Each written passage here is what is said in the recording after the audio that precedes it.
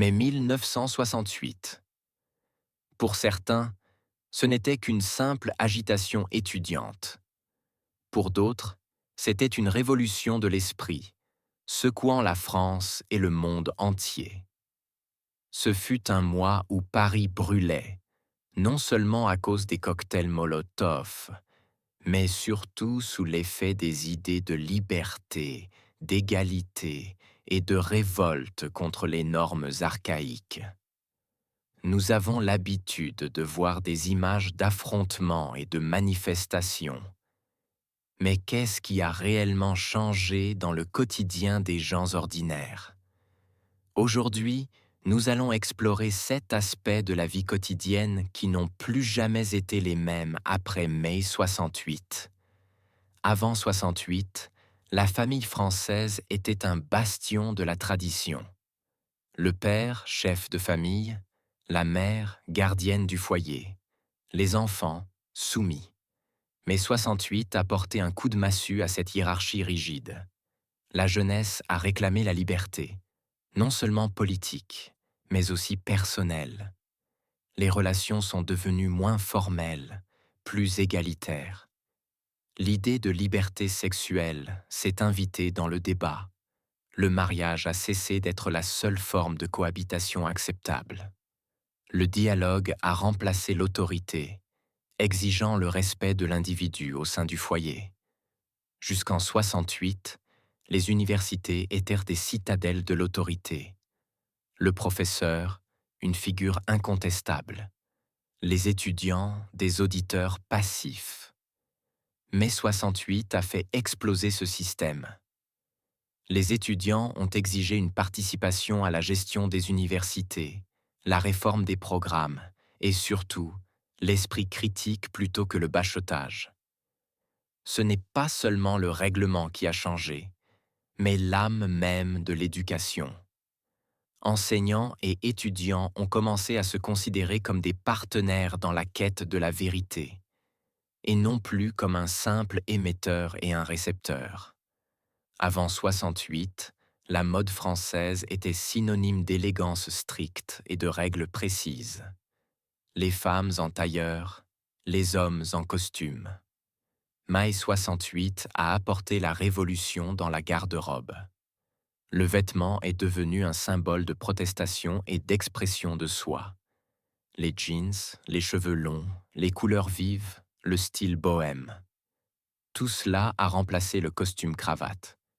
La priorité est passée au confort, à l'individualité, au rejet des conventions bourgeoises. La mode a cessé d'être un diktat pour devenir une déclaration de personnalité. Bien que le mouvement des femmes ait commencé avant 68, les événements de mai ont servi de puissants catalyseurs. Les femmes ont pris une part active aux manifestations et aux débats, réclamant des libertés non seulement politiques, mais aussi intimes. Le fameux slogan « Jouir sans entrave » concernait la liberté sexuelle autant que les droits reproductifs. Mai 68 n'a pas aboli le patriarcat, mais il a considérablement ébranlé les cadres traditionnels, posant les fondations solides des mouvements féministes modernes en France.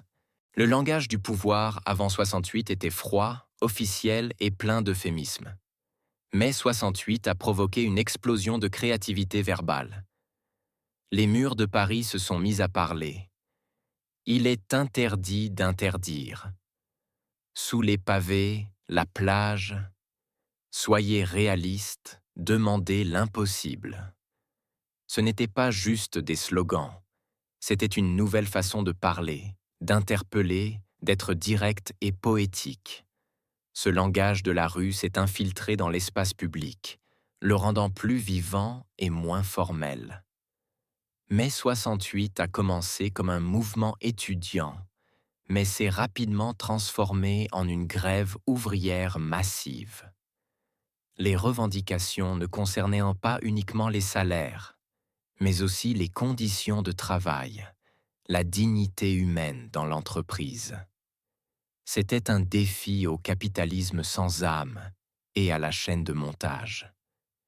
Bien que toutes les demandes n'aient pas été satisfaites immédiatement, Mai 68 a forcé les entreprises et l'État à repenser la relation au travail, renforçant les syndicats et promouvant l'idée que le travail est aussi une question d'épanouissement personnel.